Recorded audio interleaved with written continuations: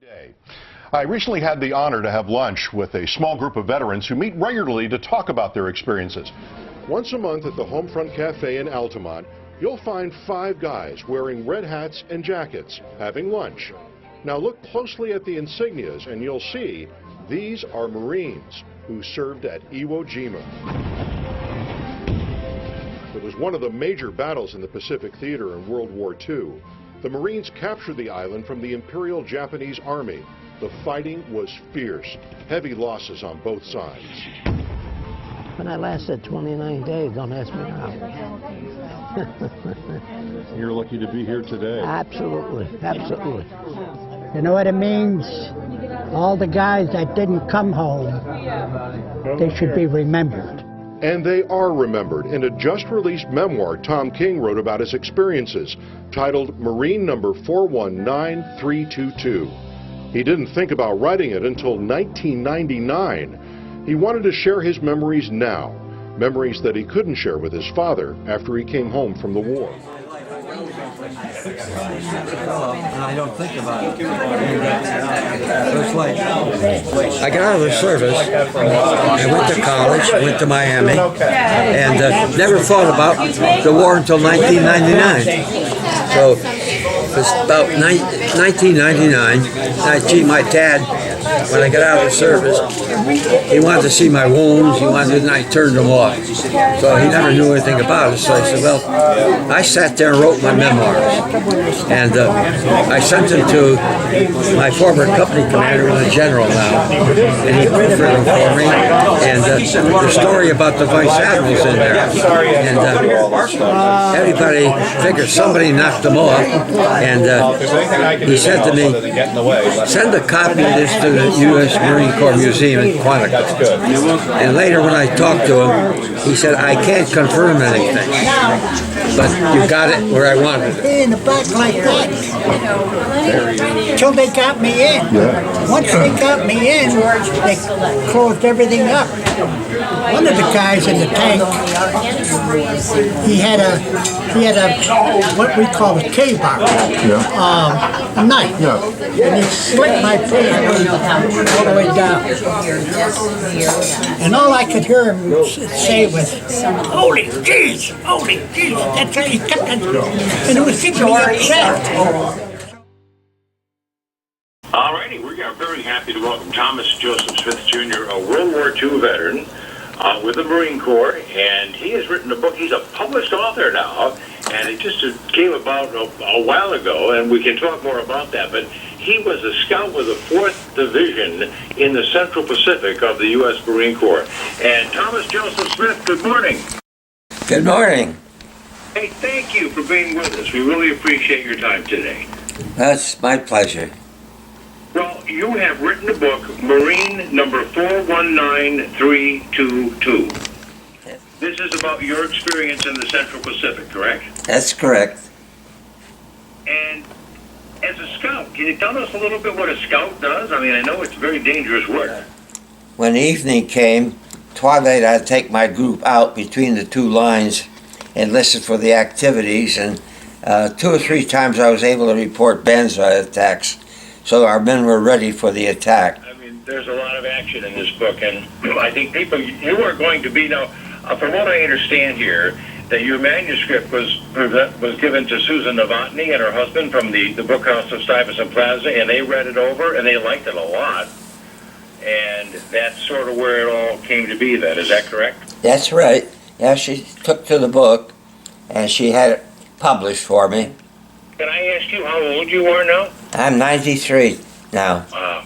Bless you, man. I'll tell you, Thomas Joseph Smith Jr., this is amazing. What a great story. And the fact that you've come together so late and put this book together. And it says here there was a mystery involving one Japanese admiral and $2 million worth of Japanese yen and a series of bureaucratic military snafus meant to cover up your intimate knowledge of the capture of the Rear Admiral Kakuta followed you until 2000 when local politicians helped to correct the record.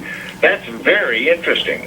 That was on Tinian, and our company commander called me in and says, take your group out to the end of the island. We're about a mile from the end. And we went out, couldn't find any Japs, and on the way back, I noticed there were some trees against the cliff. And out stepped an immaculately dressed, clean Vice Admiral. And I brought my rifle up to kill him. He saw me, and he had his field glasses and pointed to the glasses to me. I asked him to bring his men out of the cave. He said, they're going to die for the Emperor. And I said to him, well, why aren't you dying for the Emperor? And he said very clearly, do you think I'm crazy? Well, we had to clean out the cave, and when we were done, there were 2 suitcases I picked up. And went outside, he said, are these booby trapped? He said, no, they're mine. No, they're mine. So I opened them up, and they were fully in. It was $22 million in there, they estimate. He was in charge of all the airplanes from Japan all the way back to Pearl Harbor, the enemy Air Force. Well, I turned them in, and about 2 minutes later, they came up and said they want that money. And I took the money back and asked what was going on, and my company commander told me that he wants to make a deal. He wants that money, and he thinks he might be able to talk his way into getting the money shipped to Switzerland until the war was over. That was the end of the story. For 70 years, I've been wondering whatever happened to him. But and my records are all fouled up and doctored up. I guess they didn't want the truth to come out. I see, and that's been corrected now. Well, it's been halfway corrected. They didn't want to go all the way, but they stamped my records. Caution, special. So glad that you're going to be at the book house of Stuyvesant Plaza, 2 o'clock today, to sign your book, number 41932. Hey, I've got to run, but Thomas Joseph Smith Jr., thank you very much. A pleasure speaking with you today. And thanks for your service to our country. Thank you very much. Take care now. Okay. ABC's Lexi Nall was there, and she caught up with one very inspirational vet over a cup of coffee. Where I met up with Tom Smith, a World War II vet from Schenectady. I joined at 42, and that was taken in 43, I think, just before I went overseas. Tom shared with me a manuscript he just finished in time for Veterans Day, a memoir he's worked on for decades. He captured a very powerful and dangerous Japanese officer and the scandalous cover-up that followed that capture. I wouldn't talk about this for 10, 15 years. He was the highest-ranking officer captured in the whole Pacific. He just made a deal with somebody that if they let him live and take the money and send it to Switzerland for the end of the war, he'll tell them everything about the Pacific. It's a personal thing, that's the thing. I don't know what they'll get out of it, but they might get an idea how tough it was and realize. And I think that's the key right there. Those that have it, they realize how tough war is.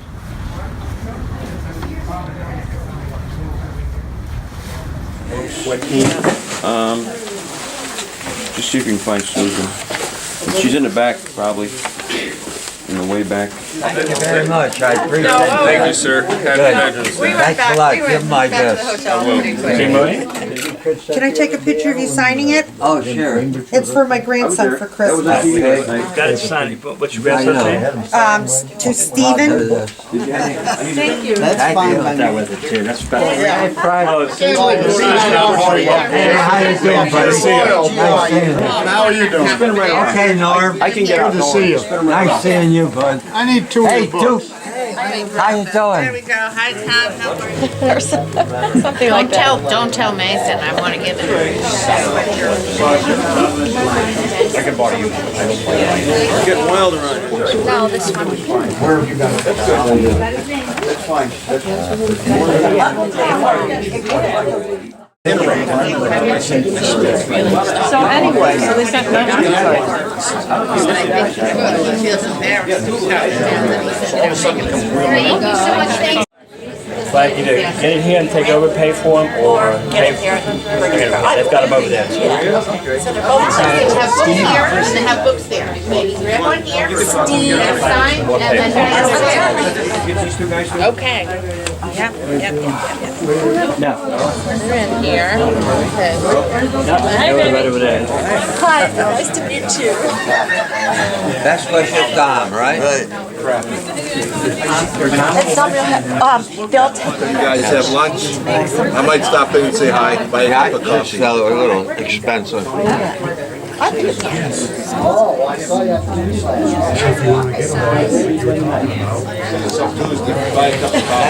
Shirley and Paul wanted us to pick up one. And click CHRIS.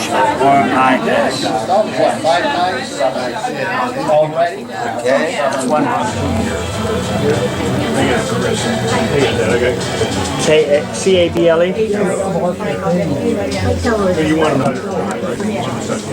To Linda Cable. Best wishes. Thank you. Hey, you gotta sign mine. Take your You can just put to Lisa. Gotcha.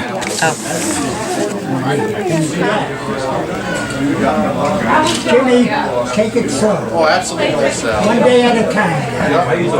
I'm doing great. Doing very well. Good. How's Amy doing?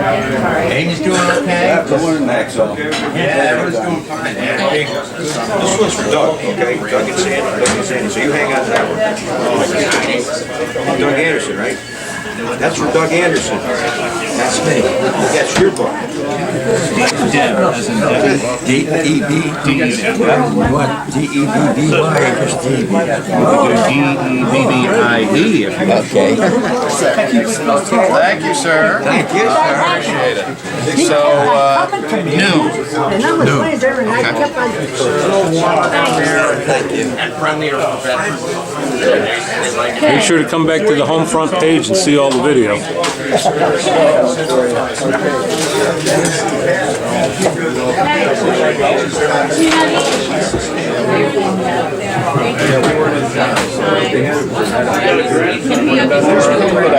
Pardon me? Thank you, sir. Do you stay in touch? We went to where the FBI goes to training there. Quantico? Quantico, and that's where the Marine Museum is. Yeah. Now, if you walk in, I've seen a book right across the if you street. walk in, across the was in the Rotary Club with me in Scotia. He was a first lieutenant on Iwo Jima. And he said in the jungles they used to wipe this red stuff from it. Make it really white and kind of fade with the hide. Here, I want you to sign. 3 pounds. More coffee. How much? 122, thank you. I can't see. Oh, good. Your mom was singing right. Angelo. What? we don't have very many books left. We're probably going to have to think about doing another print run. Is that right? Yeah, because once the link to buying it online is distributed or is circulated, That's nice. yeah, then You did a good job. all the mail orders will start coming in. So lined up. I went to Guam because Saipan, the hospitals were all full. Yeah. And they sent me to the 111th Field Hospital in Guam, just outside of Lagana. Some of these guys told me that Hill 382 took more casualties than Suribachi. Yeah. Yeah, I gave. I'm just a lucky one, say. Yeah, you made it. No, Mark. Hey, Mark. What are flags for the Christmas party? Thank you very much. Thank you. Thank you. God bless you. Thank you. I want you to get burned. Thank you. Want me to hold that for you? Coffee? Let's get you a cup, Ed. I put one down and I don't know where it went. Sir, I must have went somewhere because I just put you one down. You want more coffee? So there must have been someplace in between the cold and the volcano. Was shot right in the head here. No. I mean, he's dead, okay? But what I'm saying, we were only about like 100 yards, maybe 150 yards up to the beach. Well, she sure has a lot. I mean, a guy sniper could have been that good to hit him in the head. I don't know. Close.